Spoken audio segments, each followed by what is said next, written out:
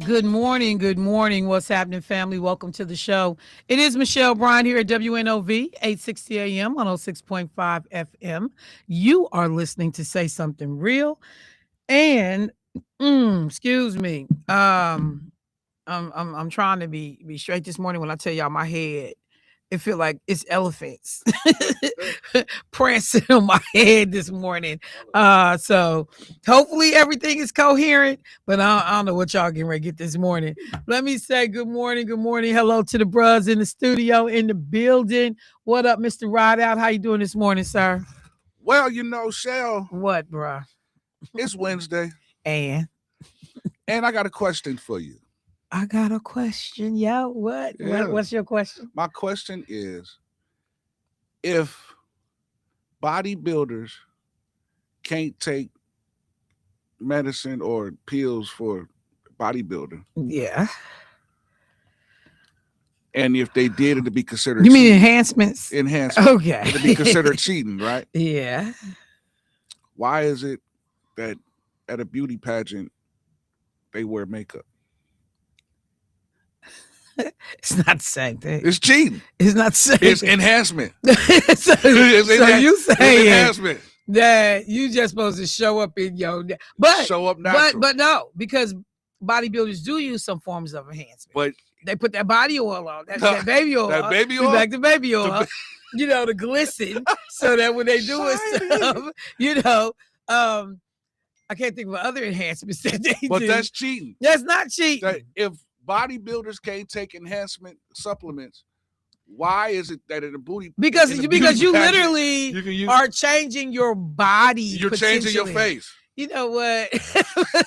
Hey, you changing your face. That's cheating. These questions I ask myself.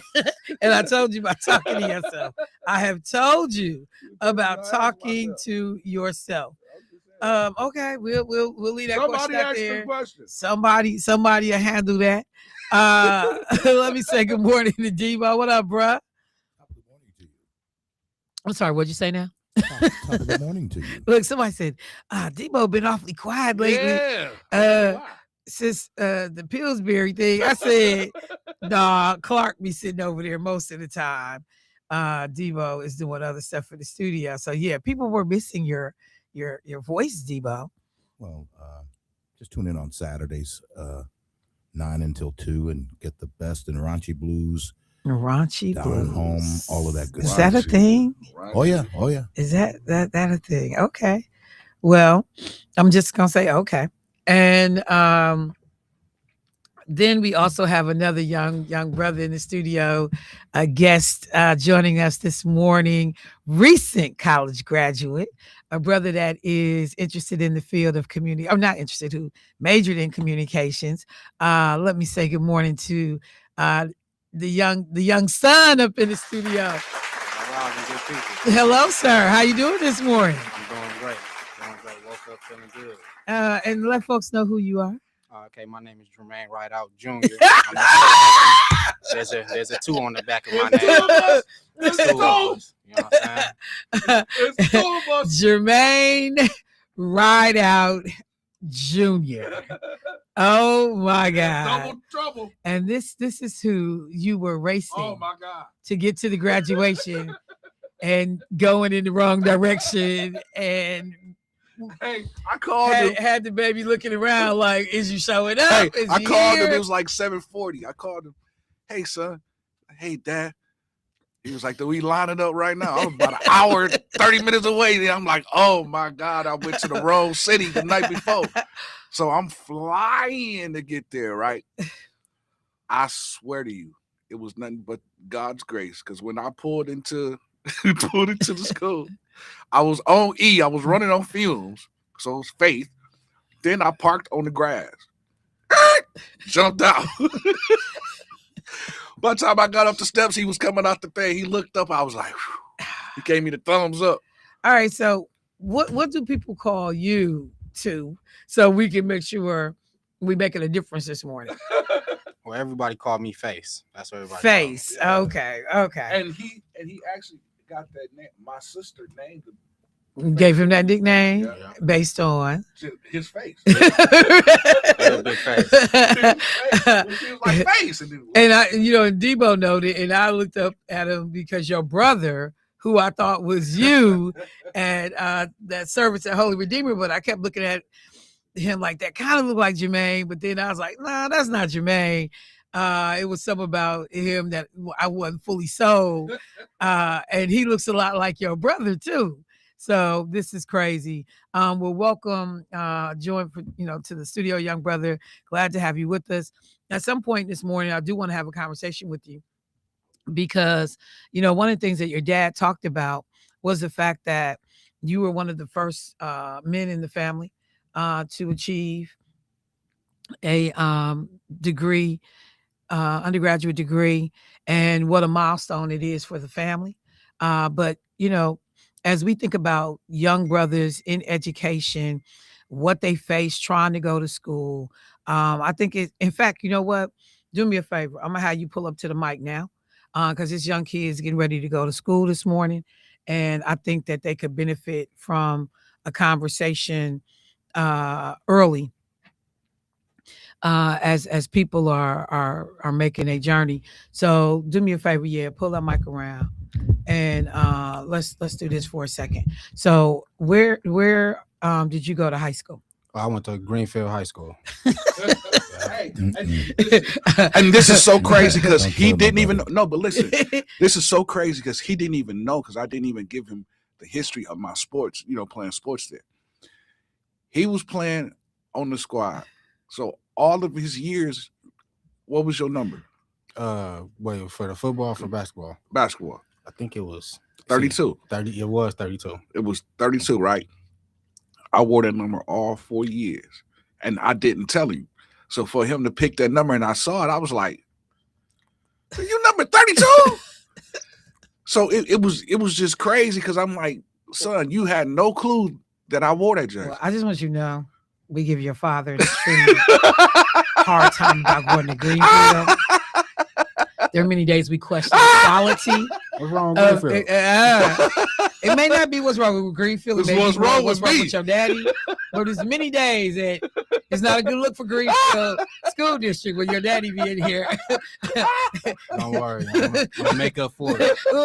And that's what they say. You become the dreams of our ancestors. We hope every generation does better than this one right here. All right, so graduate from Greenfield. When you come out of school? What year? I graduated 2020. 2020. Yeah. And then you make a decision that you're going to college. Well, right away, I didn't make the decision. I took a year and I just worked. So that first year after graduation, I worked for that whole year. I worked plenty jobs. I worked so many jobs. Any job you can think of, I probably didn't work. And I worked throughout that whole year. And then it was just one day I was noticing I wanted to do a little more. I was sitting down, I'm working. So the plan was not to go to college I first? wasn't going to school. And my ACT score was terrible. Like my Okay. first time I took the test, I got like a 13. And I'm smart, I promise, but I swear. So that's and for people that may not understand ACT scores, man, that's like you put your name on the paper. No, that's it. That's almost it. like it was.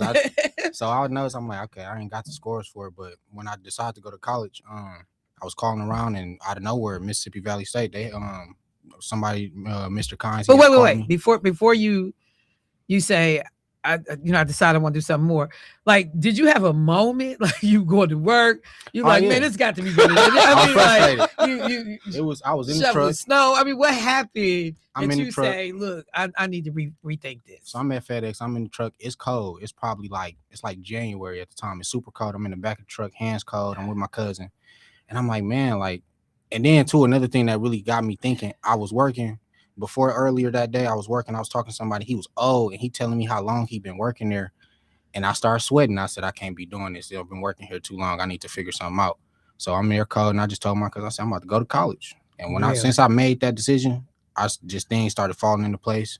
I ended up being able to run into Mississippi Valley State. They was able to help me get into a summer program. So how do you meet somebody from Mississippi Valley? I mean, you go to an event. This is where it get crazy. Recruiter. What? My mom ended up running into somebody when she was out eating or something knew somebody that worked at Mississippi Valley State, and just connections and the dots just connected, and then they just end up knowing that, oh, I had a summer program because like I said, I didn't have the grades or So you the had to do that summer bridge program. summer bridge program. It worked out and everything just kind of fell into place from that point. And so I think it's important even to mention that summer bridge piece, because there are a ton of young people, and the reason you don't do well on the ACT can be a number of things, like I'm just taking it because they're making me take it, or somebody said I need to take it, but I'm not intending to go to college. So I may not show up and do my very best, because this ain't really where my heart is. I'm not going to get ready to do anything with this.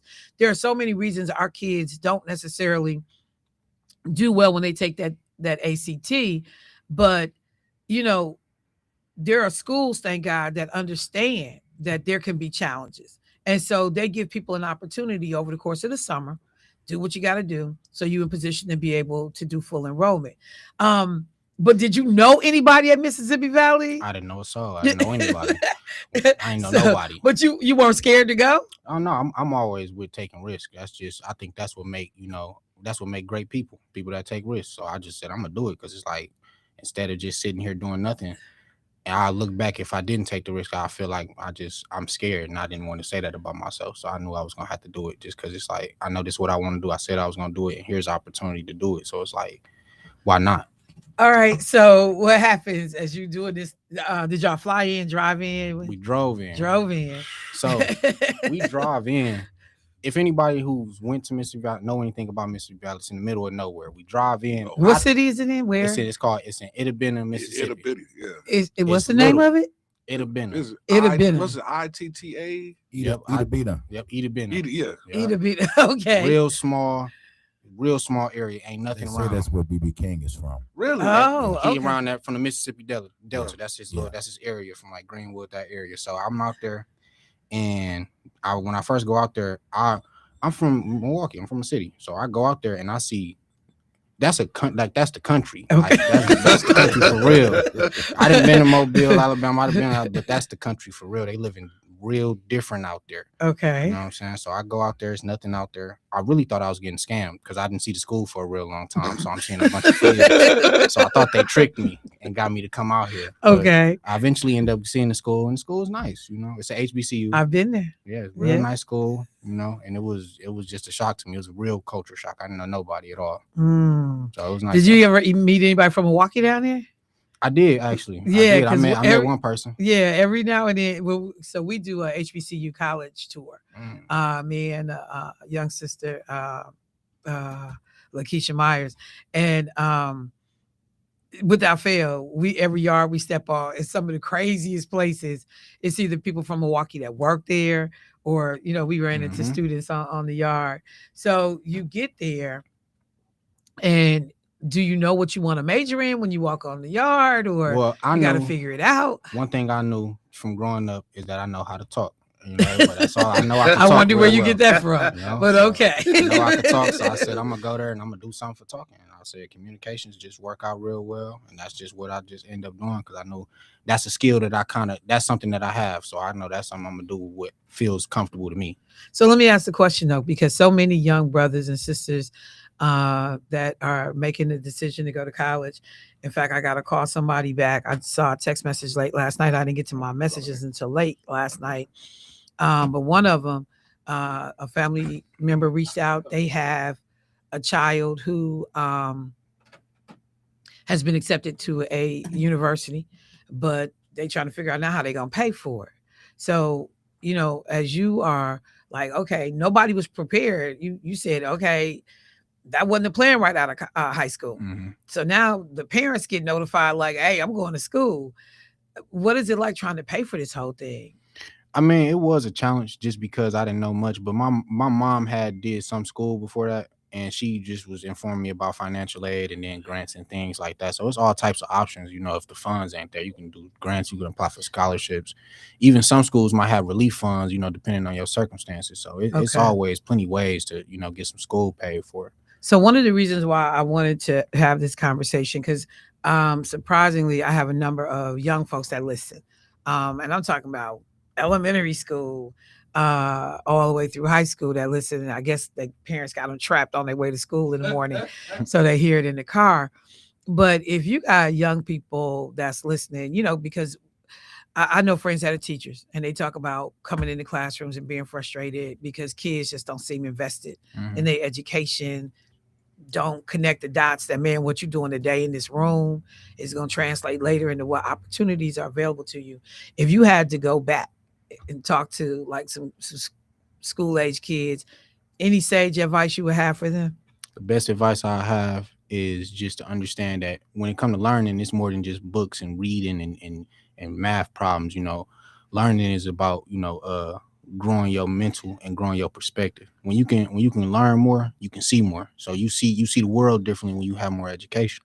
And education is bigger than just like I said, it's bigger than the things that you see in books. Education is your experiences. Education is meeting new people. But how do I not get pulled into, because we all seen the knucklehead crowd. We all seen the cats who like, man, anybody doing that work, or they interested in goofing off, not doing what they supposed to.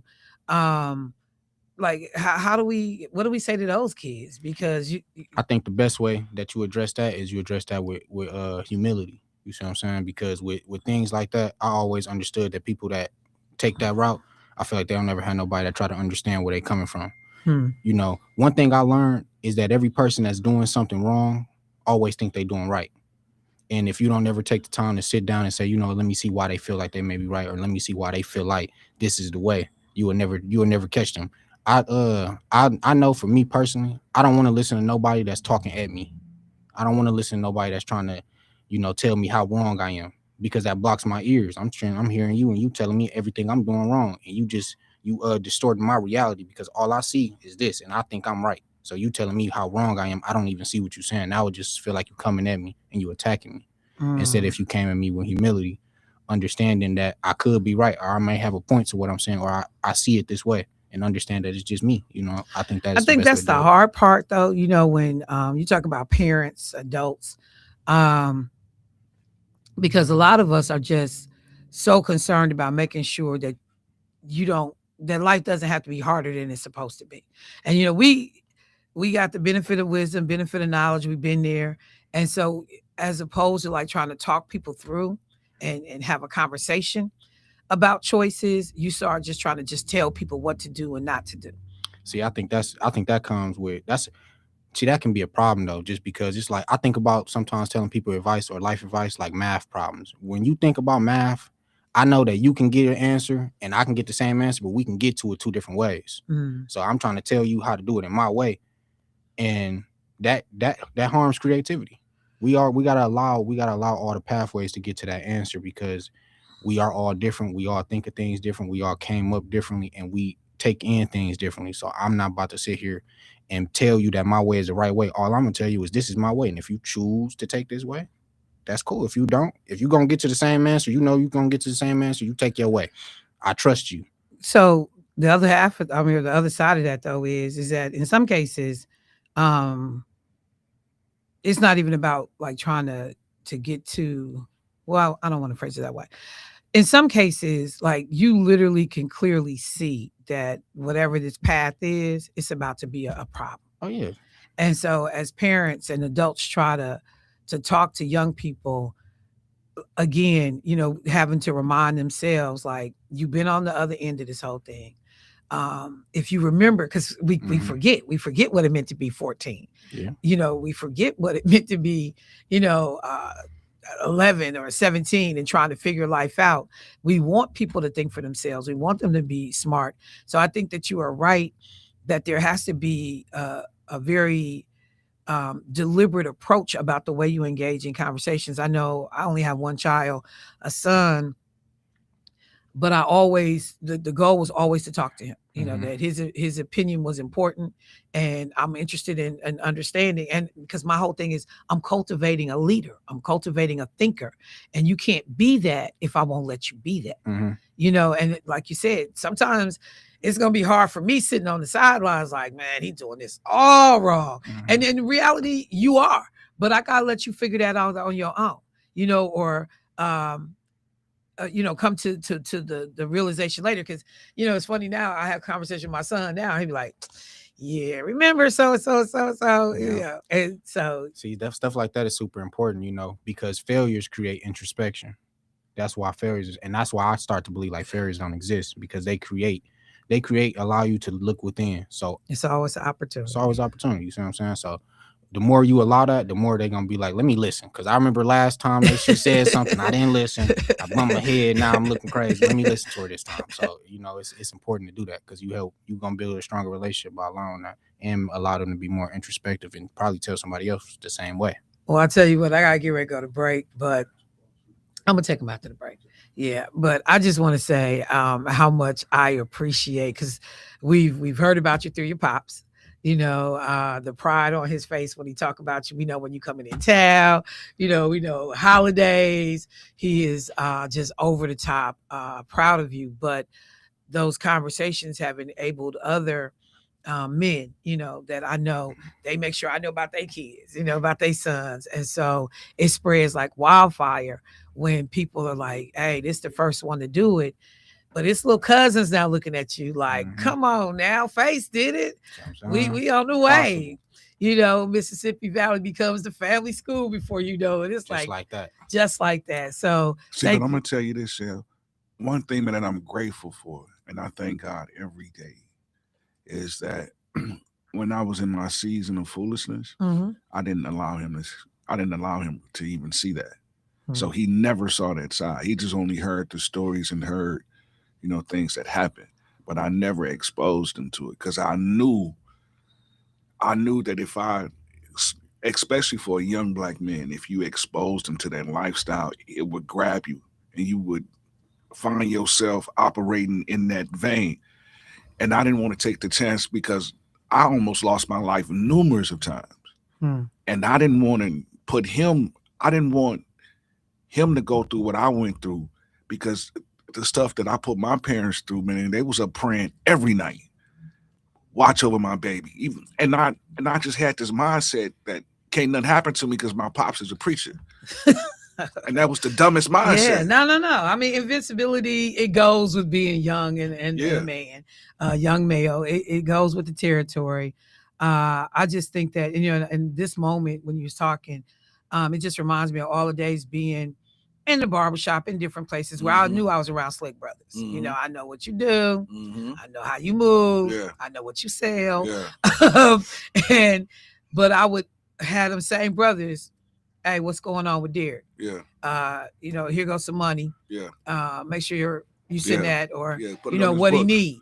And I watched that, because people understood, even though I'm out here doing this is not what I want. Yeah. For my son, it's not what I want for anybody else's kid. Yeah. And the ability to live both of those realities. Yeah. Both things can be true. And I know it to be true, because I have some friends that I had the conversation with him when he was little, and they kids the same age as my son, but when they was smaller and the stuff that they was doing around, and I'm like, bro, you can't do that. Oh, he don't know it. Right. No, he gonna grow up and grow into it. And sure enough, this was an ongoing argument.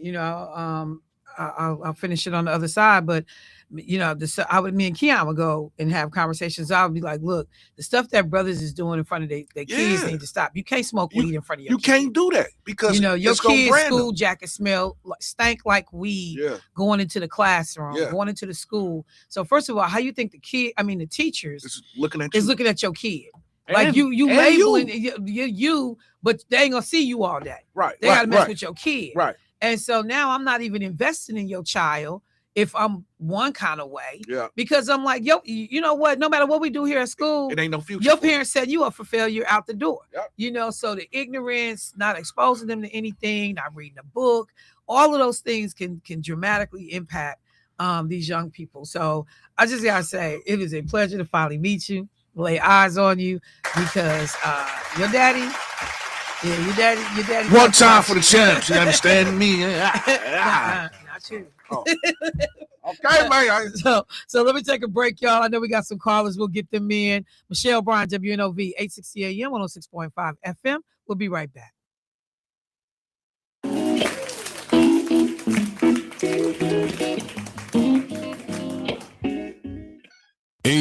WRN News. I'm Jamie Jackson. During a House Financial Services Committee oversight hearing last week, Massachusetts Congresswoman Ayanna Pressley sharply questioned Housing and Urban Development Secretary Scott Turner, President Donald Trump's only black cabinet member, over the nation's affordable housing crisis. Donald Trump said that the affordability crisis is a hoax. As a Secretary of Housing, do you believe there is a housing affordability crisis? Just yes or no in the interest of time. There is a housing affordability issue in our country, yes, ma'am. Okay. And the president believes he said it was a hoax. The president believes Don't push propaganda. Donald Trump said the housing affordability crisis is a hoax, and that proves he is as clueless. He is as clueless about what is happening with the American people as he is cruel. He's not. He is as clueless as he. Let me move on. Reclaiming my time. For AURN News, I'm Jamie Jackson. From TMJ4 meteorologist Brendan Johnson with your Storm Team forecast. Sunshine back for our Wednesday, but so is the Arctic cold. Temperatures only topping out in the lower teens. We'll look for a partly cloudy sky tonight, low around -1. Wind chills still between -5 and -15. The sunshine back for our Thursday, highs in the low teens. And then your Storm Team 4 keeping a close eye on lake effect snow chances starting up Thursday night, more likely throughout Friday. Still waiting for some details on exactly where that snow will track and how much to expect. High of around 15 degrees. Some sunshine for Saturday, high of 20. And we'll look for another round of snow on Sunday with a high of 24. You can catch the latest forecast at tmj4.com. I'm meteorologist Brendan Johnson. A long day? Skip the stress of cooking. Try a quick trip take-home meal. Choose from home-style favorites like chicken fettuccine alfredo, spaghetti and meatballs, or creamy mac and cheese. Or dig into comfort classics like beef stroganoff casserole and home-style meatloaf. Avoid the same old question, what's for dinner? Quick Trip's take-home meals taste like home without the hassle. Freshly made, ready to heat, and packed with flavor. Perfect for busy nights. Dinner solved, happiness served. Only at Quick Trip. This February, Milwaukee comes together for education. Join Mayor Cavalier Johnson at the 11th Annual Milwaukee Mayor's Mass Ball, benefiting UNCF, one of the nation's leading organizations helping students get to and through college. Saturday, February 7th, at the historic Pfister Hotel. Formal attire, mask encouraged. Your support funds scholarships and student success. For sponsorships and tickets, visit mkeuncf.info.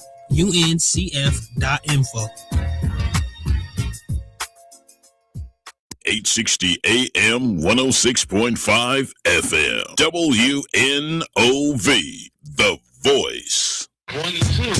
Testing 1, 2. All right, party people in the place to be. The party is already started. And I got all my sisters with me. And I'll pass this time. Oh, this is late.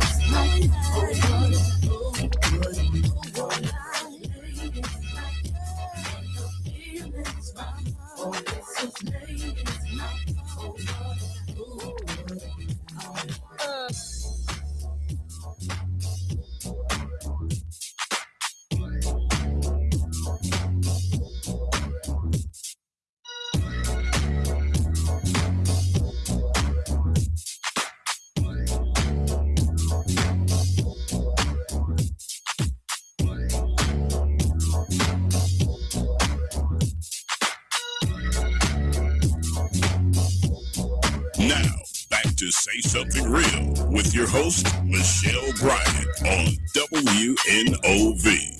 All right, family, welcome back to the show.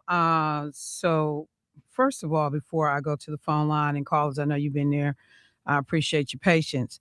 Let me take a second because there's a comment on Facebook from someone who a little upset that this morning I chose to open the show in the way that I did versus mentioning immediately the passing of the brother we all know in the community as Nate Luckett, Eddie Nathaniel Luckett, who passed away on January 26th.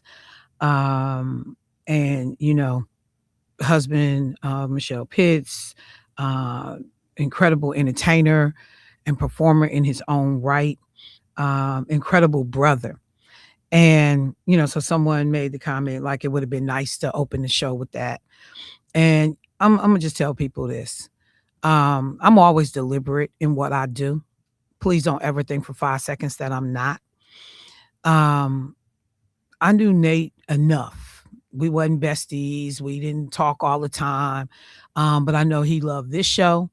He was a supporter of mine, and he appreciated what I did.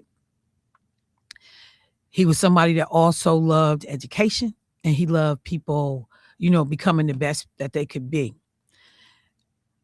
I believe that Nate would agree that there is a finite window to catch these young Black kids on their way to school in the morning, and to be able to say something, have them hear from one of their peers, to be able to encourage them to stay motivated, to stay out of trouble, so that they could grow up to become a Nate Luckett, to live a life as long as Nate Luckett, to be able to be successful like a Nate Luckett. We got to catch them when we can. So please don't confuse the fact that I switched the order in which I choose to do something, because Nate Luckett's picture and everything was up on my phone. And I literally had told Jermaine, I'm going to start the show there.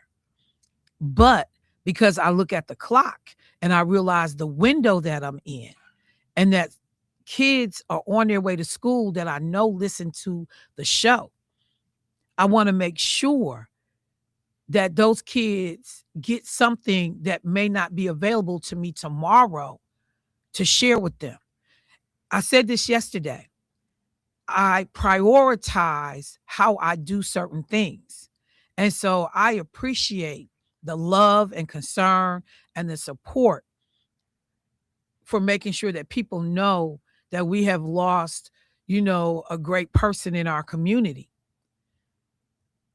But make no mistake, if that great person was sitting here, that great person would say, let them kids get that information, Michelle. That's what I believe. That's what I think. And so please don't be offended. Just put it in perspective. I got a whole show. Please don't be offended. Put it in perspective. You do what you need to do when you need to do it. So to that point, many people began to receive word that Nate Luckett had passed away. And there was a post that was done, and it said, Nate was a loving, kind, and beautiful person whose presence touched the lives of many. He will be deeply missed by all who knew and loved him. We are grateful for your prayers, love, and support during this difficult time. Final arrangements have been entrusted to the New Pitts Mortuary, where Nate, along with his wife, assisted in managing operations for many years. Funeral arrangements are forthcoming, and this was put out by the New Pitts Mortuary.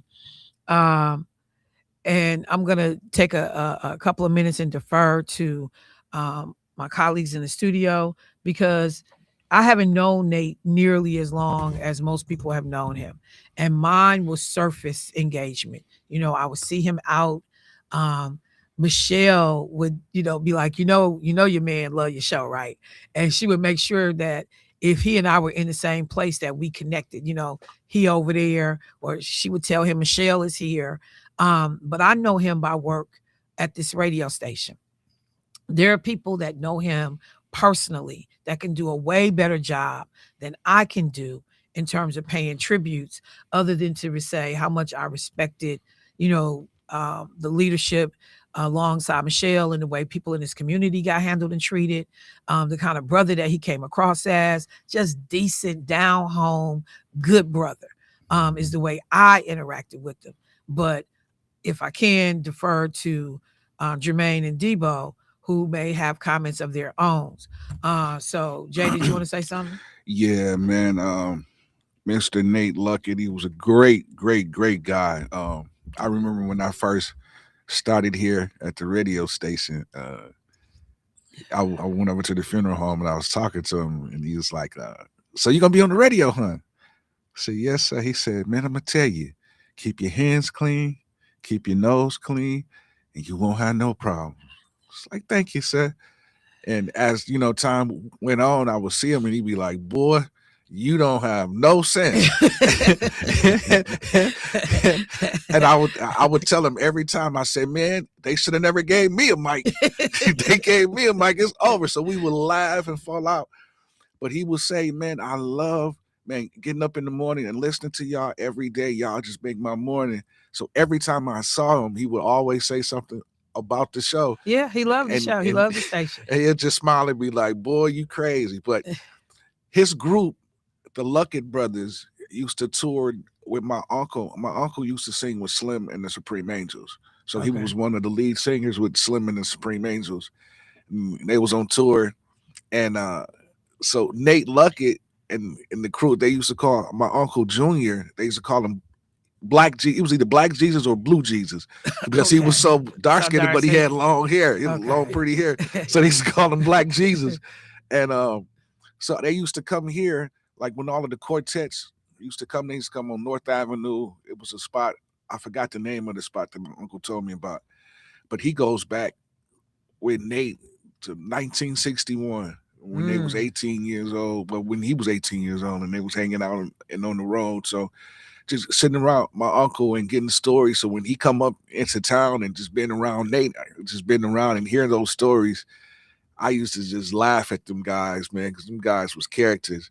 But just seeing Nate sing and seeing him at the Easter Bash and just seeing him recently at my cousin's funeral, you know, I didn't know it would be the last time, and then I would talk to him. But it's truly, you know, devastating to the music world and to the music community that we lost a great one. And to hear that song, Lord, I don't know, it's gonna be different now. You know. Let me bring Debo in. D, you got something? Well, just certainly want to say what a great loss, as Jermaine alluded to the music community. One that is recorded with some of the greats down through the years. The quartets, the fabulous Luckett Brothers have been around since the 50s, man. So just a great loss. I know when we kind of went through the initial change here at the station, Nate and Michelle put in a word for me to be the program director, and most recently he told me, he said, D, I want you to come and do sound at the church. So I want to thank Nate and Michelle for getting me out of my king-size bed, Missionary Baptist Church, and I found something special going on in my life. I'm going to church, and I attribute that to them taking that church into their hands, and the love that I have for them, that I don't mind getting up and coming every Sunday morning to do what I promised Nate I would do. So he's going to be greatly missed, and thank you for this time. And so we will definitely get some music pulled. The fabulous Luckett Brothers, get some music pulled. The discography, can't even get the word out, is nice in terms of the selection of music. There are a number of songs that are fan favorites for people, but to Jermaine's point, most recently, I would always laugh because, Lord, I don't know what I would do. It always plays right before I come on the air. Yeah. Oh yeah. We started singing it. Yeah. I don't know. You know, now I'm at the house when something go wrong. I don't know. The furnaces went out. Lord, I don't know. If I didn't have a friend like you. So, you know, I just want to say my condolences to Michelle Pitts and to the family of this brother. It is never easy. It is never easy. And, you know, I was telling somebody, I said, man, Michelle, she done caused some losses over the years. We have kind of watched some of this play out. And so you just feel bad for people. But the other side of it is, you knew she loved him. You see the joy, you see the smiles. They was a partnership.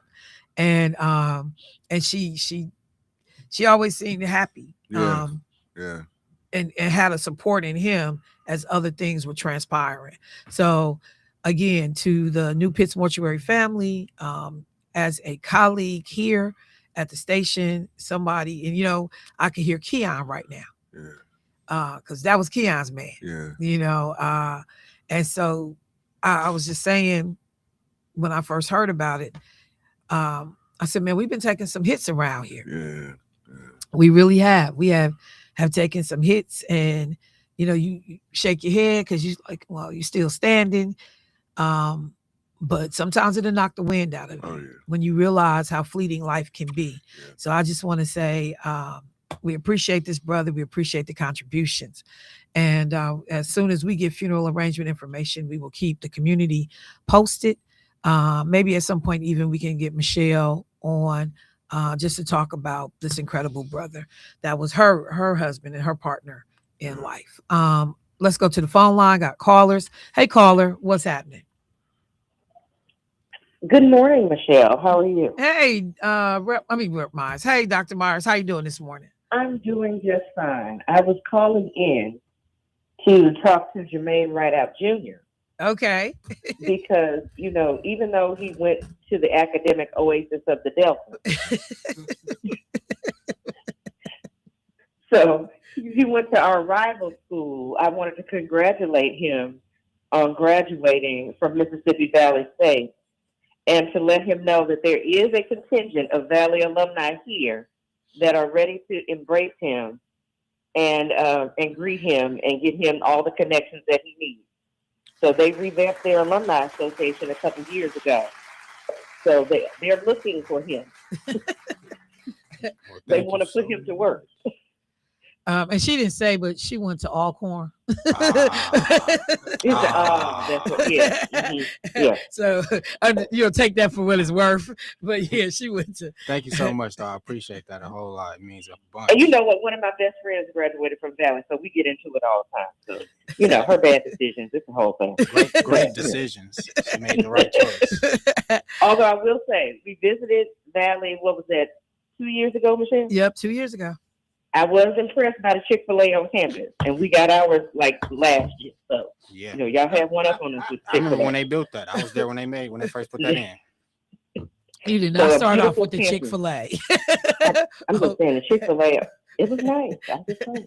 Yeah, we did trip out there like they got Chick-fil-A on the yard because you weren't seeing that at HBCUs. You wasn't getting that. So we'll make sure Jay got your contact information. And we'll make sure we share with Face. Yep. So Absolutely. That he can get connected to the Alumni Association. And thank you for pointing that out. Absolutely. And I just want to let folks know, I've had people still ask, yes, we're taking people that want to go on the HBCU college tour. Time is winding up. So if you want your child to go. Around the corner. I know. It's around the corner. So spring break is coming. So they need to jump on it now before it closes out. And where do they contact people for information? They can contact me at area code 504-814-0664. All right. Thank you, Dr. Myers. I appreciate you. All right. All right. Now, got another caller on the line. Let's get them in. Hey, caller, what's happening? Good morning, Michelle. Good morning, Angela. How you doing this morning? I'm blessed. Good. Congratulations, Rideout Jr. Keep up the good work. Your father is an awesome guy. Really awesome. Rideout, hey, keep up the good work.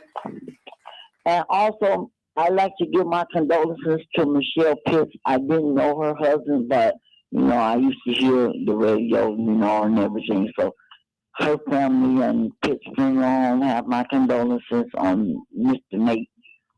And yeah, and I was also calling in because I was getting worried about Debo because I hadn't heard him. I was hoping everything was okay with him. That's the first person I met at WNOV since y'all been over there, and I was concerned about Debo. So Debo, if you're in the office, I hope everything's all right with you. Get back to yourself. Where you been, man? He quit while he was behind. That's what happened. Okay. All right. Well, good morning, Rideout. Good morning to everyone at WNOV. And, have a great day. And God bless you all. And Michelle, keep up the good work. Thank you, Angela. You're still my girl. Hey, look, likewise. I appreciate you, sis. Yep. All right, y'all. All right, so let's switch gears. Got a number of stories that we need to kind of try to squeeze into the morning. I'm gonna just tell you, it's interesting hearing Rod Out Jr. talk about, yep, I'm a talker, interested in communications. That's what I decided to get my degree in. This is an interesting time to be a talker. It's an interesting time to do communications because, you have to figure out how to have conversations in a way that's responsible, that can either help move a conversation or at least put it out there for people to be able to digest. And other days, and I'm a talker, just like him. He said, I thought about what I was good at in school. Man, I run my mouth 24/7.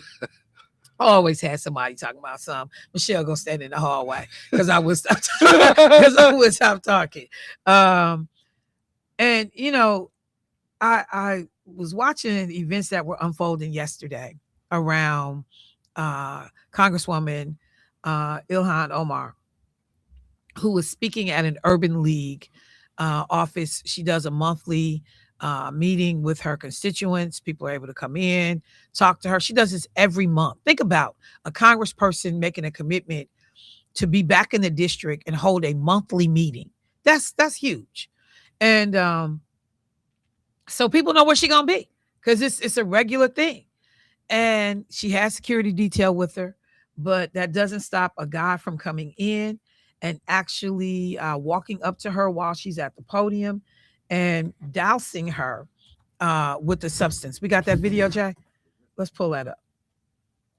ICE cannot be reformed. It cannot be rehabilitated. We must abolish ICE for good.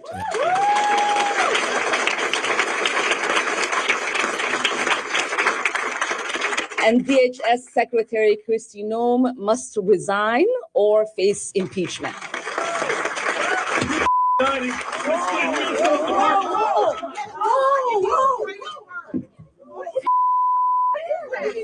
I don't know.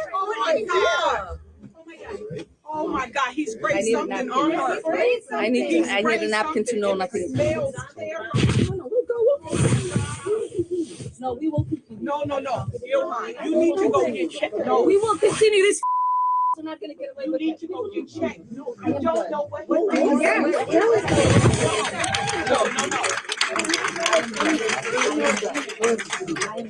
That's whatever it is smells so bad. She needs to go get checked. So Congresswoman Omar did not go get checked. She decided that she was going to make her remarks. And when a reporter said something to her about, the experience, she said, hey, I've been through war, like literally in terms of coming to this country from Somalia. And I'm built for this. Okay. I'm built for this. There was someone that was arrested. He was tackled to the ground. A guy by the name of Anthony James Kazmierzak, 55 years old, hasn't been formally charged yet. But he, when he walked up on her, he yelled at her, and you couldn't really hear all of it in the audio, but he yelled at her, "You must resign," before the security guard tackled him to the ground. And, you see he had a syringe, and he took the syringe and, pushed in the plunger and skeeted out this stuff, brown fluid, over her while she was standing at the podium. Now, here's the thing. Some people said it smelled like vinegar, but it could have been anything in that syringe. And when you think about an attack, that's not something that I think most people would have registered as an attack. I don't know if there are Secret Service agents checking the backpacks, because he had a backpack too. If there are Secret Service agents checking the backpacks of people when they come into these events with the congressperson. I think about when Congresswoman Moore is in town. It's not a great big detail around her, when she's moving around through the communities. A lot of times she's moving with her staff, not nearly as controversial as Congresswoman Omar in terms of being the target of Trump's attacks. He talks about this woman, in the most reckless and irresponsible way. He has called her garbage. He, talks about sending her back to her country. Yesterday, when some folks over at CNN said something to him about her being attacked, he said, without any information about the situation at all, hadn't seen the video, hadn't talked to anybody, hadn't been really informed. He literally said, she's a fraud and she probably sprayed herself. This dude is when people talk about Kristi Noem and the Department of Homeland Security and the fact that she comes out and defends ICE agents' behavior in the Alex Pretti shooting, in the Renee Good shooting, without having witnessed anything, without having reviewed the video, without having investigated, without having any real backstory other than maybe what was told to her by her own officers. That's the same level of incompetence and ignorance that we see with Donald Trump last night, saying she probably sprayed herself. And the fact that this man, who just earlier in the day tells Minnesota, and publicly saying to people, we're gonna, maybe reduce some of the surge in Minnesota. We're gonna kind of, tone down some of the rhetoric a little bit. You do this in the same day.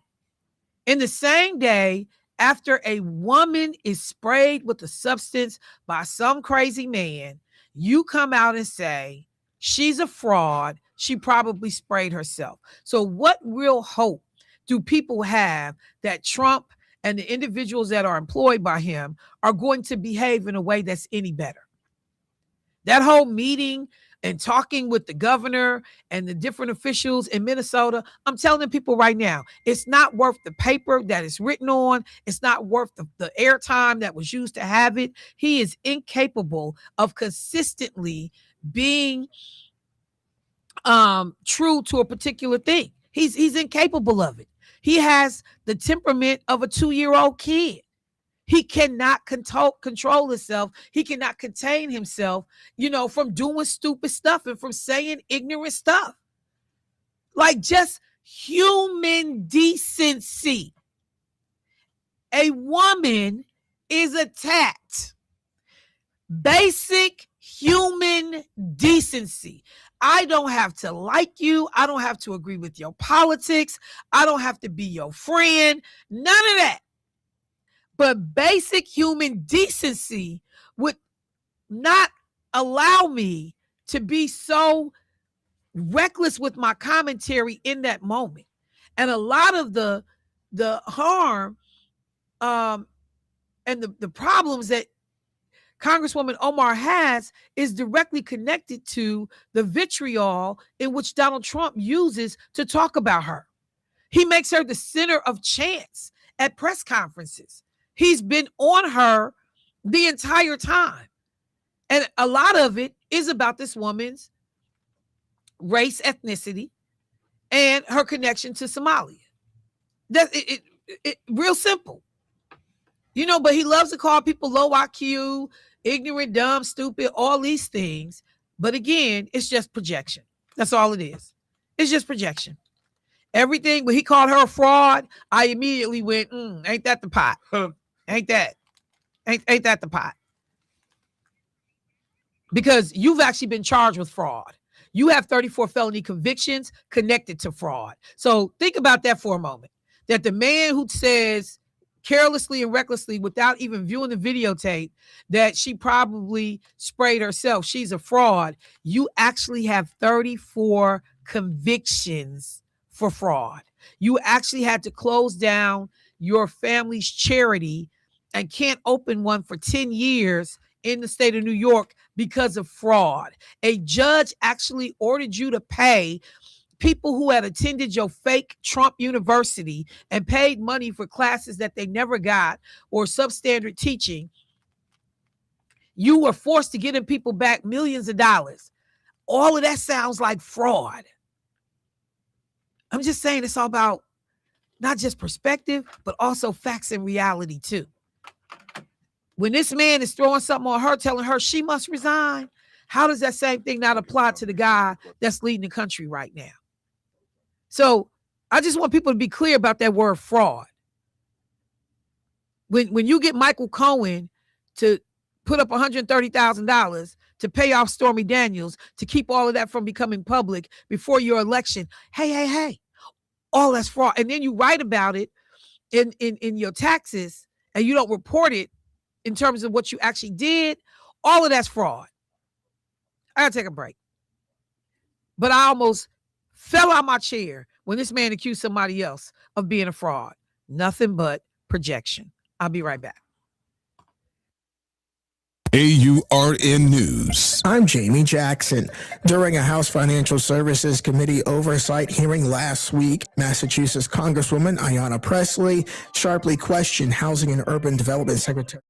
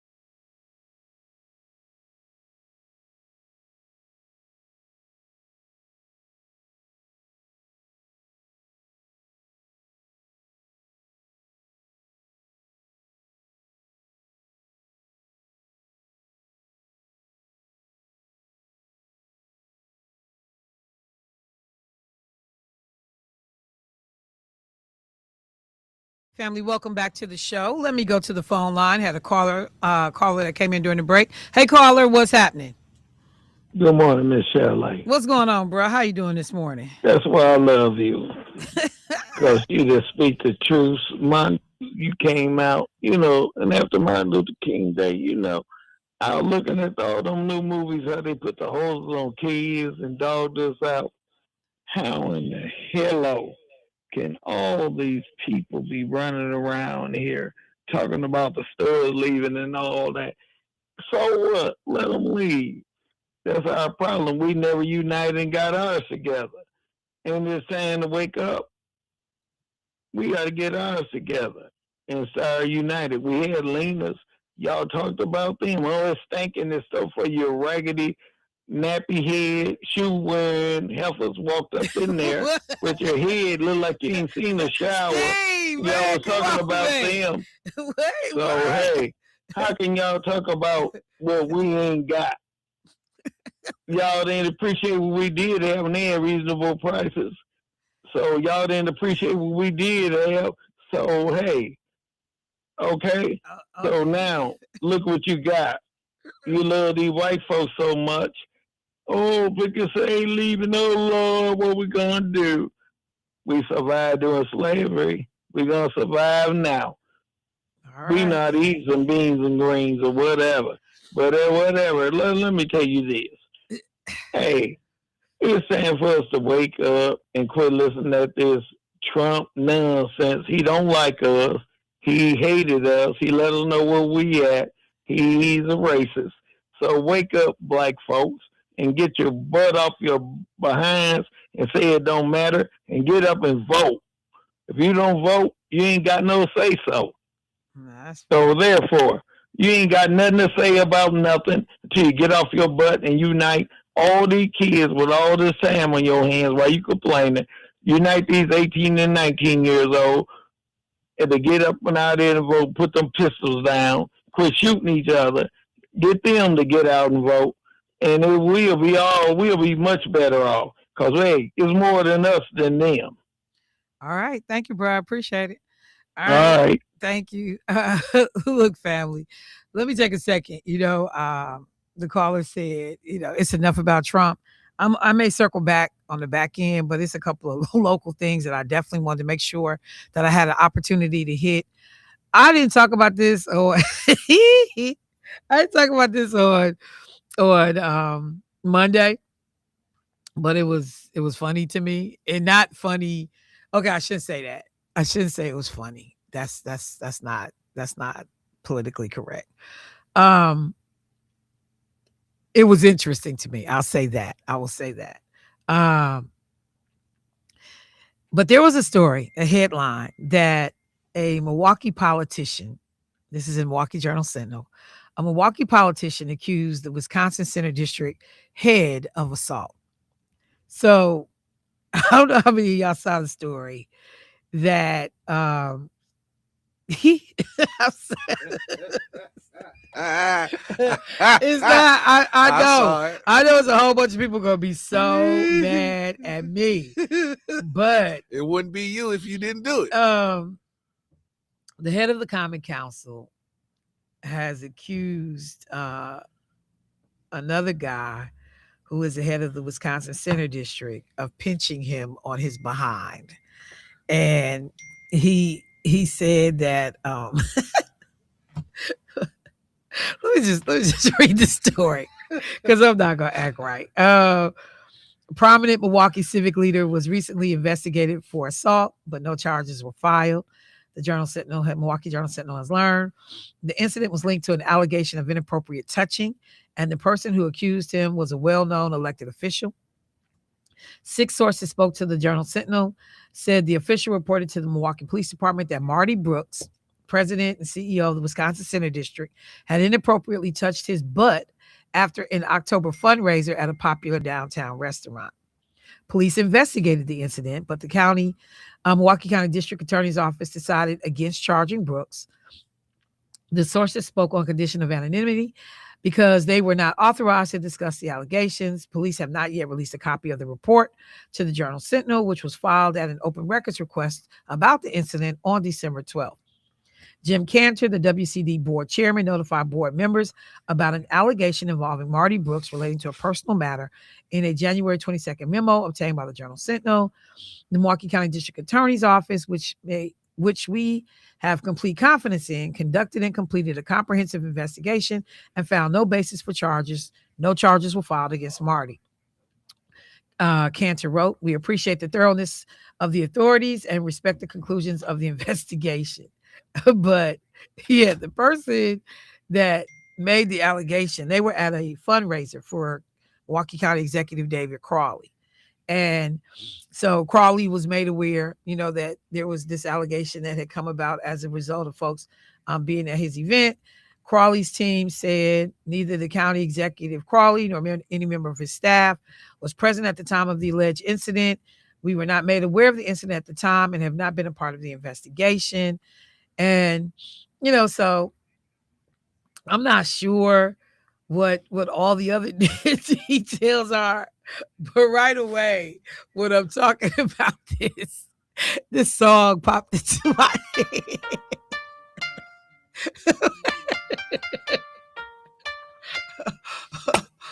This is my song for real, girl.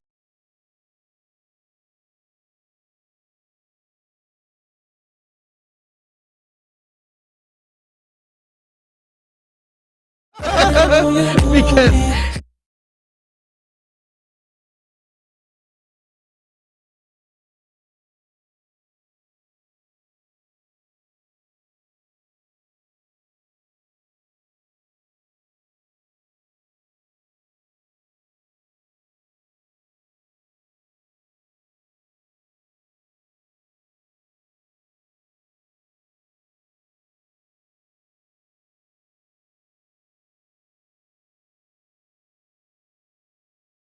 go ahead. Now you can sing it, Jermaine. Feeling in your booty. So the song by R. Kelly, "Feeling on Your Booty."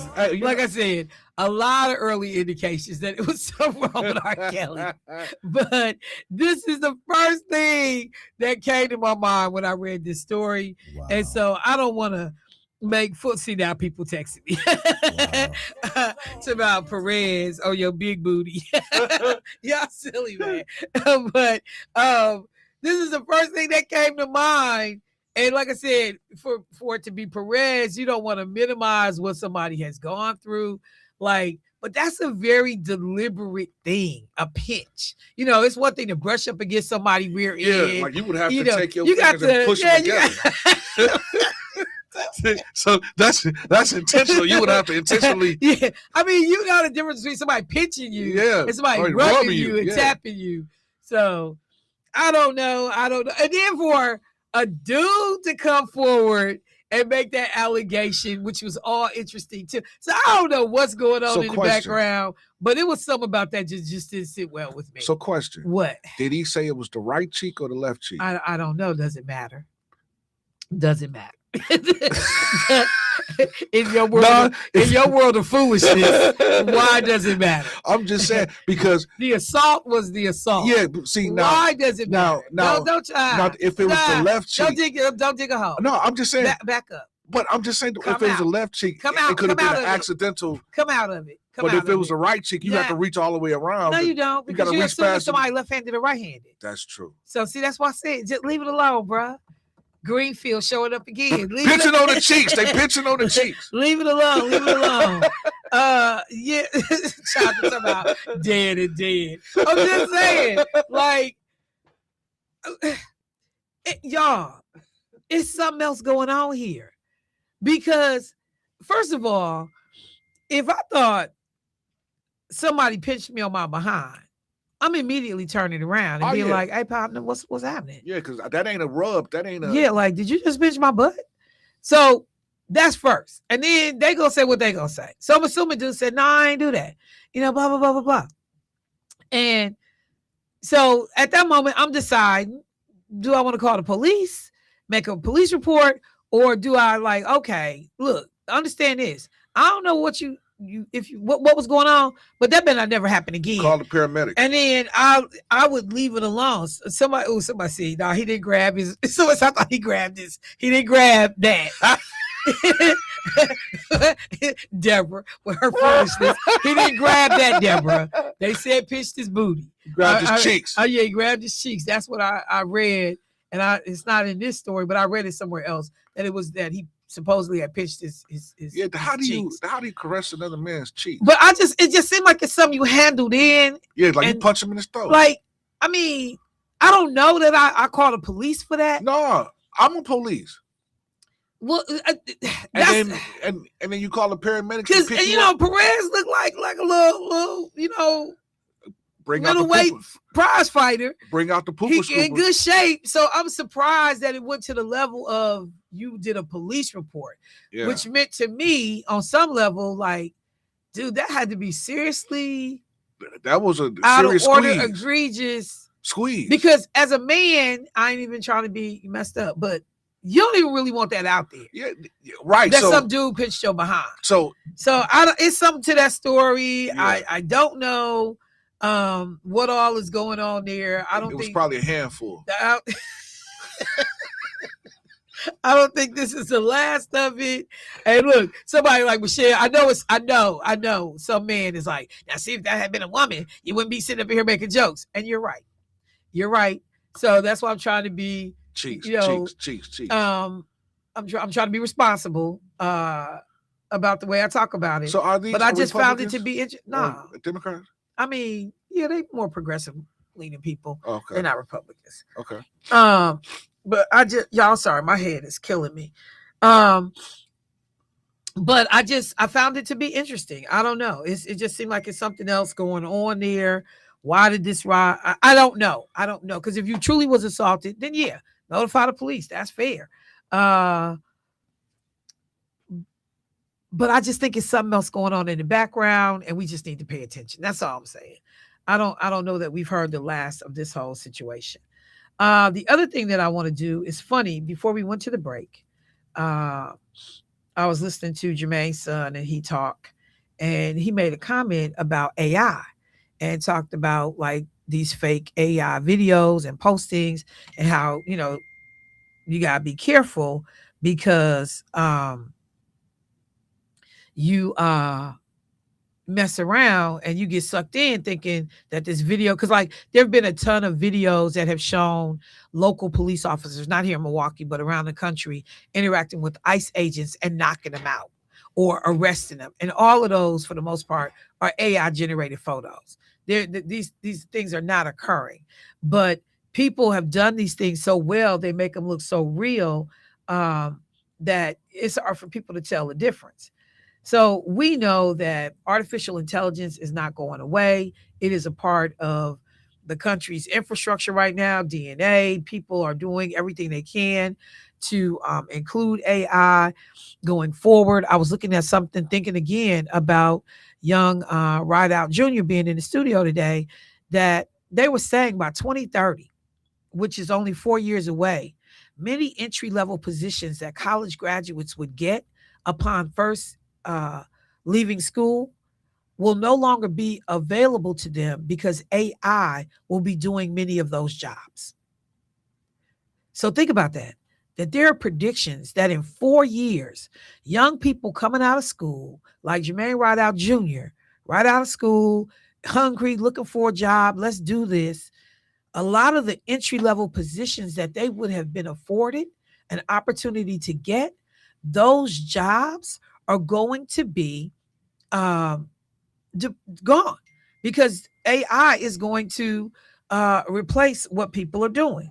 So there is something that we need to pay attention to that is happening here in the state of Wisconsin. There have been a couple of articles written about it in the paper, and we want to make sure that that we are keeping our eye on this as citizens, residents of this state.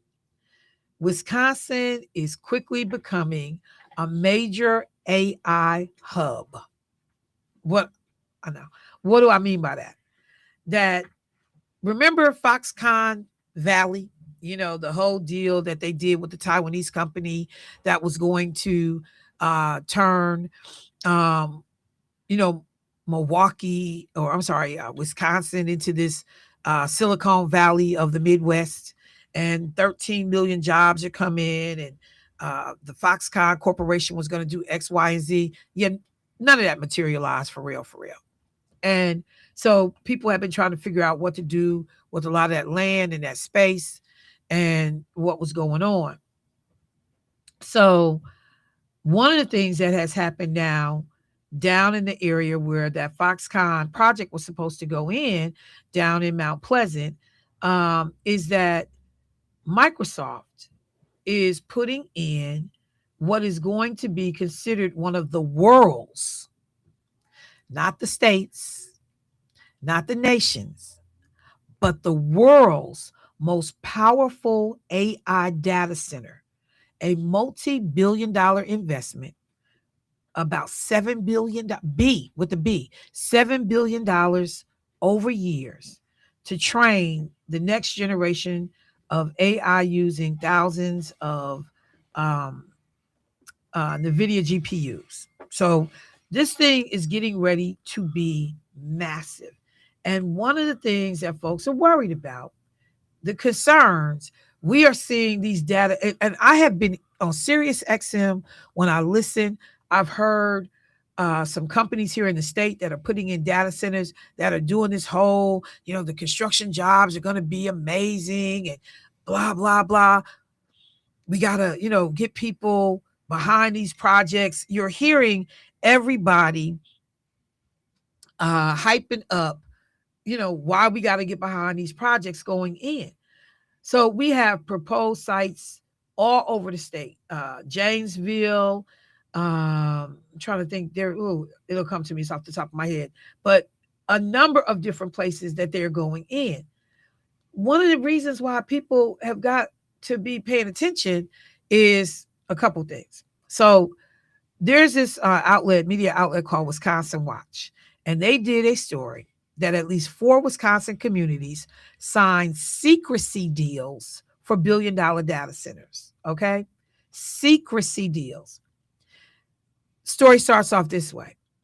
How did they, can I even play the story? Sometimes I prefer to let y'all hear it. Okay, I'll just do it this way. How did $1 billion, 520-acre data center proposed by one of the world's richest companies go unnoticed in tiny Beaver Dam, Wisconsin? $1 billion, 520-acre data center going in Beaver Dam, Wisconsin. Now Meta, which owns Facebook, trillion-dollar company, they own Facebook and Instagram, they're building a complex that is as big as 12 football fields. Whoa. In the city of Beaver Dam, with a population of 16,000 people. How you building a plant the size of 12 football fields in this small rural community? Yeah, and a football field is 100 yards. Exactly. So if you got 12 of those. Yeah. This is the footprint of this company. What we are seeing is that there are proposals, either AI centers already under construction, but that some of these have had non-disclosure agreements. So by the time the community finds out that these things are coming their way, a lot of the heavy lifting has already been done. TIF grants created, tax incentives, put on the table to be able to secure these deals. Residents are coming in on the tail end of the deal, where no matter how much they protest, a lot of it is going to fall on deaf ears because a lot of the stuff is already happening. It's already underway. Wasn't there one that recently just got voted down, though, in Sturtevant, was it? There was one in Sturtevant, much smaller plant. Mm-hmm. You're not talking about the economic footprint that you see in some of these other cases, but because, like in the Beaver Dam situation, they used shell companies to hide who was actually going to be, the folks actually getting this product. Getting this property. So instead of saying Meta or Meta, however people say it, that owns Facebook and Instagram, the shell company was listed as Balloonist LLC. People were like, "What, Balloonist? Who are these people?" Then they created another fake or shell company to hide even the work that Balloonist was doing. So all of these NDAs are in place. Common Council in that area voting 12-0 to approve the pre-development agreement with another shell company, Dagus LLC. You don't know you're doing business with Meta. It's smoke and mirrors. Yeah, it's completely and totally. And so what people are saying, though, is that, Michelle, well, why is this a big deal? I have already been talking about the number of urban communities that are seeing these AI plants coming to the area. People are worried about the environmental impact. Do you know how much water it takes to run some of these AI centers? In some cases, millions of gallons of water a day. A day. Not a week, not a month, not a year, a day.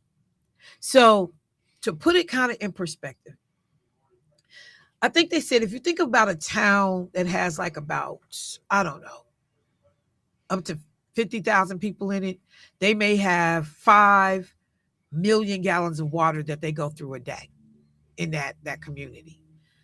You have AI centers that are competing and generating that kind of water usage. So Wisconsin is prime location because we on the water. We connected. We in the Great Lakes.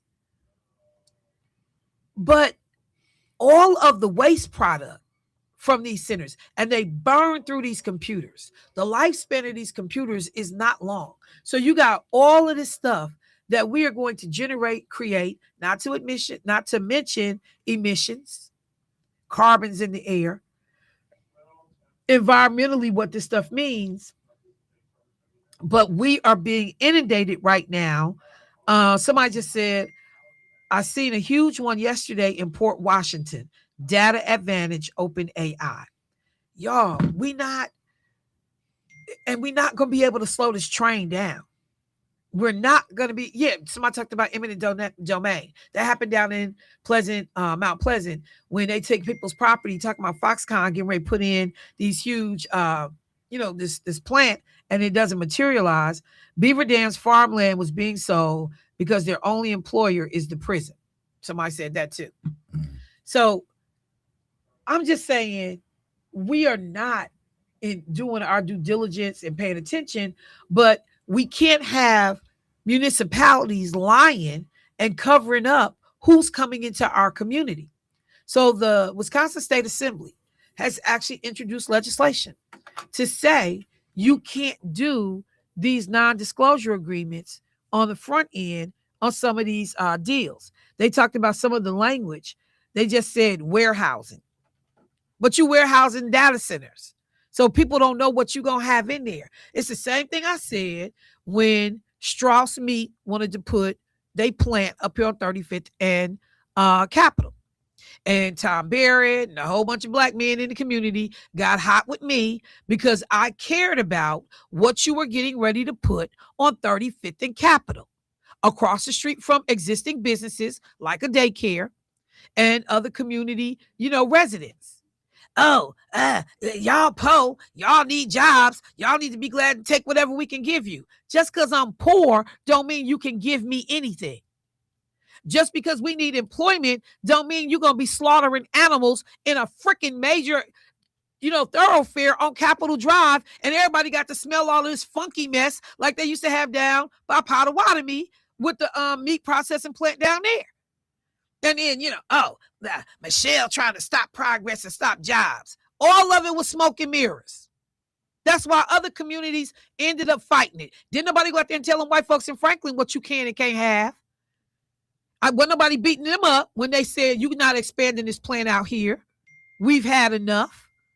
Let me go to the phone line. Hey, caller, what's happening? Hey, good morning to you. Good morning. I'm hearing you about this AI situation. I'm sorry, it's hard to hear you. You kind of muffled. Yeah, can you hear me now? Much better. Go ahead, bro. yeah, this AI discussion has been a major thing that's been discussed, especially down around the Racine area. Listen, this puts, and by the way, not what's not being mentioned is Bill Gates is behind all of this. Bill Gates is a monster, and he's buying up a lot of land because his vision. He's an old guy, but he has a young man vision. And the good book says old men should dream dreams and young men should have visions. Well, Bill Gates is an old guy, but he has a vision. And most of them old white folks and black folks too, but they don't have the capital to carry out their vision. Bill Gates is behind this. As a matter of fact, it puts us we're already probably targeted. But when you build an AI stuff and you're talking about major, it puts your state on a mark, on a pinpoint target for if there is a nuclear war, or maybe not even nuclear war, just a missile war or drone war. It puts your state definitely in the crosshairs of being destroyed. So if you look at Bill Gates is and I got to throw this in, you finna go mad. Bill Gates is a out of control liberal that's going. Him and Al Gore got in a big argument last year because of the climate control and what these things do that you're talking about. Now, I'm not a fan of Al Gore, and I believe that there is something going on with the climate, but not to a degree to where the government has to come in and control it. Because the simple fact, if America, which is a tiny dot on the map, stop all of the pollution, and we've cut out all our pollution, that's not going to affect nothing when you got other big polluters that study polluting. So we're trying to do something to take control of something that's not actually going to be infected. But Al Gore is doing it, and it puts us on the target. If you get down there by Potter's Road, where the Coast Guard is, and the military out there, we probably already been targeted because who knows what Lake Michigan got down in it to stand up and go get something if it needs to be. Let me do this real quick because I know you said I probably was going to go ballistic. I got to take a break, so if you want to hold through the break, you can. But are you basically? Is this a hard break or going to be a short break? Short break. Okay, I hold. All right. Well, let me take a break. Yeah. Michelle Bryant, WNOV 860 AM 106.5 FM. We'll be right back.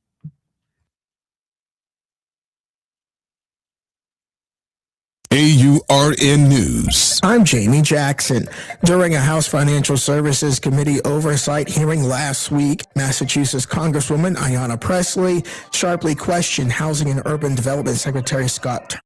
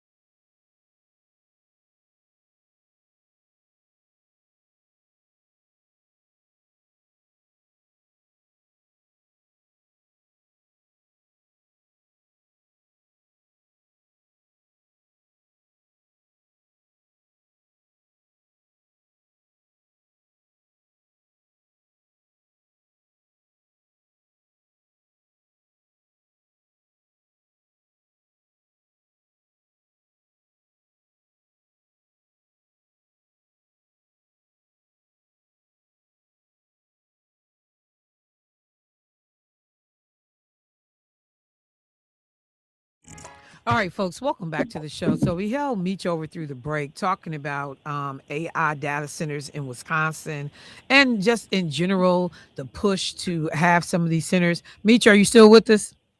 Yeah, I'm still there. Okay, so I wanted to pose a quick question for you before you had concluded your comments, because you had brought up Al Gore, and so I'm trying to figure out, were you also looking at this through a political lens, like there was one party more so than another that was pushing AI, or what was the purpose for bringing up Al Gore and Bill Gates?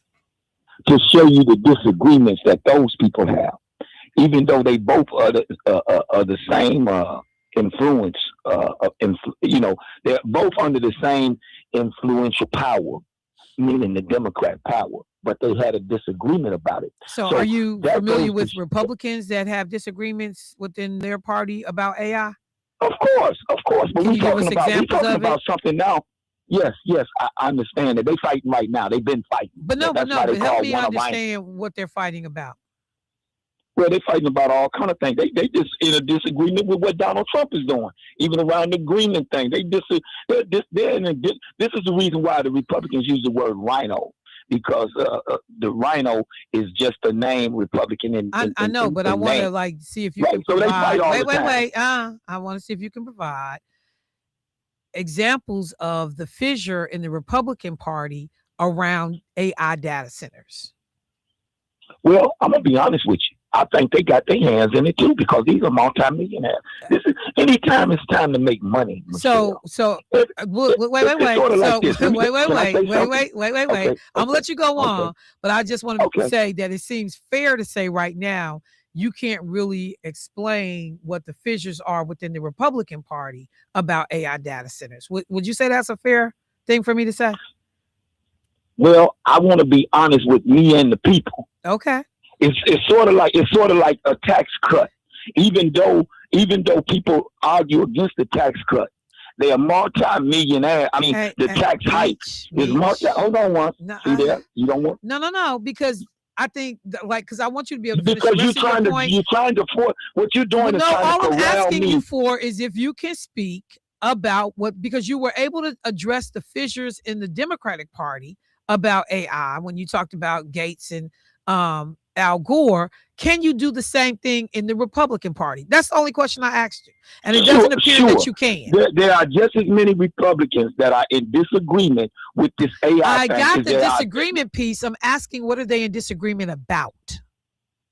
It's about the pollution. It's about the radiation. These things. Hey, listen, when you put together some of this stuff, it ain't just about the water pollution. Republicans traditionally do not care about pollution, so that's not what it's about. But go ahead and keep making your point. Okay, see, you study. I'm trying to make a logical thing. You trying to make an argument. You making an argument. Go ahead. You got the floor, Meech. Go on, finish your point. You trying to make an argument. Finish your point, man. Finish your point. Go ahead, finish your point. Okay, because you're trying to make an argument when there's no argument. You got the floor. Finish your point. Okay, check this out. The whole thing about me making a statement with Al Gore. Let's go back to that question. Is because the simple fact is that there's many people in the Republican Party that disagree, and in the Democrat Party that disagree with this AI thing, as there are people on the opposite aisle. And guess what? The people that are on both of these sides are in agreement with it. It's sort of like a tax increase. Now the Democrats are fight. We need a tax increase. But there are multi-millionaire Democrats that are push me and you to say we want a tax cut. The rich need to get cut. But it's just as many millionaires that are set in our face. Me and you, I shake their hands that'll tell us that we don't need a tax cut. It's going to hurt us all. But I mean, a tax hike is hurting us all. But guess what? They want to enjoy the tax cut when it comes. But they're smiling at me in your face. They're sticking their hand out, shaking. We can shift it back to AI centers. So that's the same thing about the AI. They'll sit around and tell me and you that it's a bad deal. It's radiation. It can kill our kids. And who knows what this future effect is? Guess what? But they'll get behind the closed door and they'll send multi-million dollars for the investment because they don't want to lose out when that money flow or whatever. It could be just a power situation. They want to still be a part of that. So what it is that we in Wisconsin should be more concerned about what it has to do with the future of our children, the future of me and you, and the future actually of the existence of this state, because it puts us on a target now. A real target. You talking about the world biggest deal? That's a target So for real. you're saying and a military target. We don't know what. So you're saying a military target. Of It course, puts a why bullseye not? on our back. Okay. Well, right. It's probably already there, because remember, we got Lake Michigan out there, and then we got out there on Potter's Road. You know, we got that little military Coast Guard deal out there. So we don't know what controls. Hold on, we don't know what Lake Michigan holds down below. Lake Michigan probably got something that'll go out and touch something. So we probably already talking, but this just it further gives the opposition a real reason to say, if we knock this out, we know they'll scramble forever. They'll scramble at least the Midwest area. You know, they'll lose all. You know, these people sit around, they think this way, and the people that's thinking about this gonna be long dead if this stuff don't happen in the near future. But they know they're gonna be dead. But guess what? They looking out for the generation behind them. So we need to think about that. Okay, I'm out. All right, thank you, Meech. I appreciate it. So let me be clear. So when I say that there's a fissure or divide in the Republican Party, this is about regulation, because there are some Republicans who prefer that there be minimal regulations that states can enact on their own to stop big AI companies and corporations. Make no mistake, many of those Bill Gates types are sitting at the table with Donald Trump as well.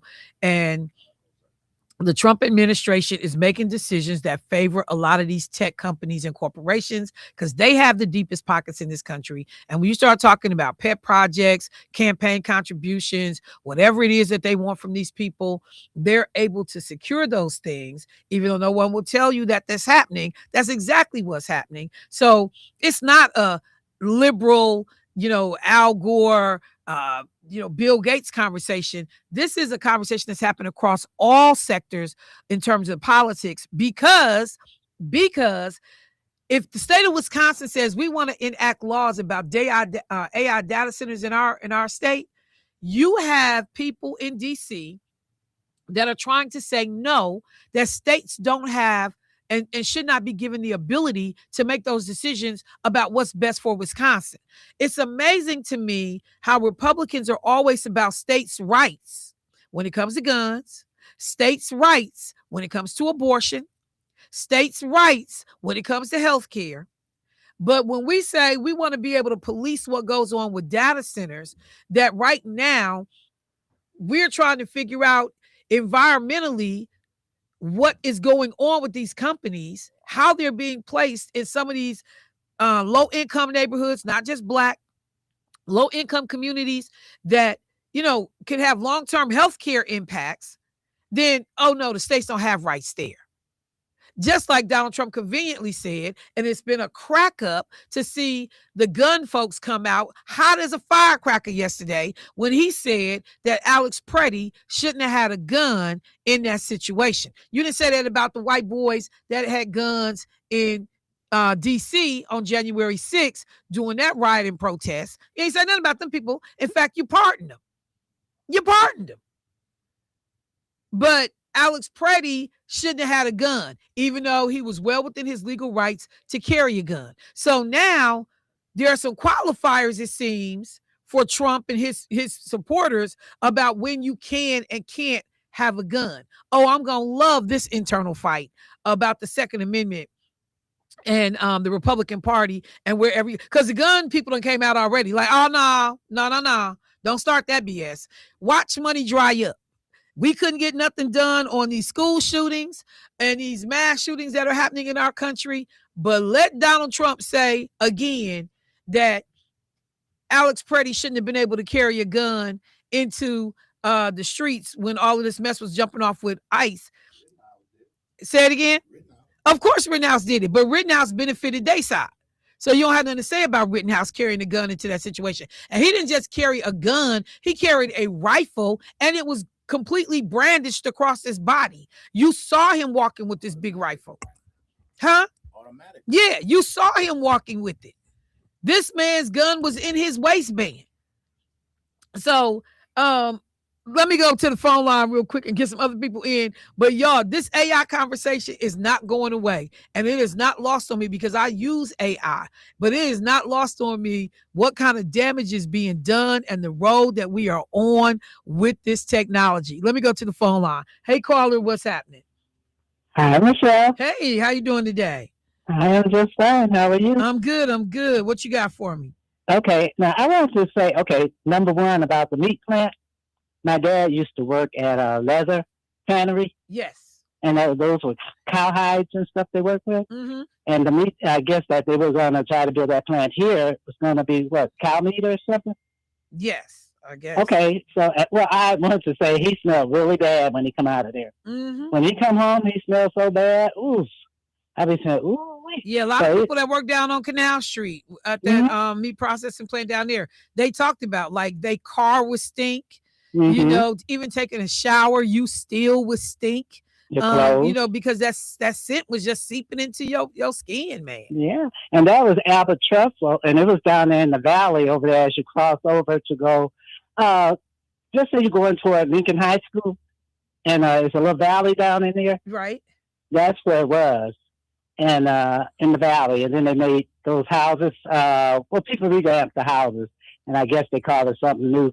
But anyways, I wanted to say now when these data centers build up and spill out water like Waukesha did, and we would call sewer by that judge. But anyways, don't they leave these buildings vacant? Because we got a lot of vacant buildings that used to be manufacturing buildings. And they said the city was responsible for it. Is that true? Yes, there is a concern about, and there's actually a term for it. And I'm so glad you brought it up. I'll go back and find the term, but there's actually a term for these buildings being left vacant. You know, because like the companies thought they were going to do all of this, and they end up not being as successful. They get moved around by bigger organizations, and they basically are walking away from these properties. And so all this goes, you know, on the taxpayer to try to deal with. But there is a term for these companies that are starting up brick and mortars businesses and then not being successful, and then all of that blight being left on taxpayers. I'll get that term and mention it. But thank you for mentioning that. All right, thanks. Thank you. Got another caller. Hey, caller, what's happening? All right, thanks. Thank you. Got another call. Hello. Hey, good morning. How you doing? I'm good. How you doing this morning? I'm good, Michelle. This is Aziz. I know that voice. How you doing, Aziz? Long time no hear. Absolutely. I'm still always listening and supporting WNOV as much as I possibly can. I got love for everybody on the air, and you know the work Jermaine and Debo and you are doing, and with Biko, and so I'm just excited. But I wanted to call because I'm literally sitting right now at the UW School of Public Health. I'm currently pursuing my master's in public health. And the reason this kind of struck a chord with me this morning was one, I know you had the young man on the air this morning, and I was just really elated to hear from him.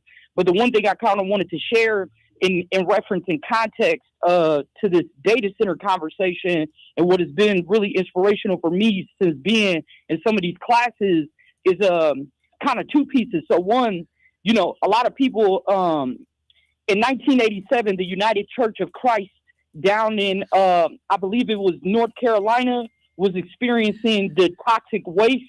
And the brother had came up with the term environmental racism.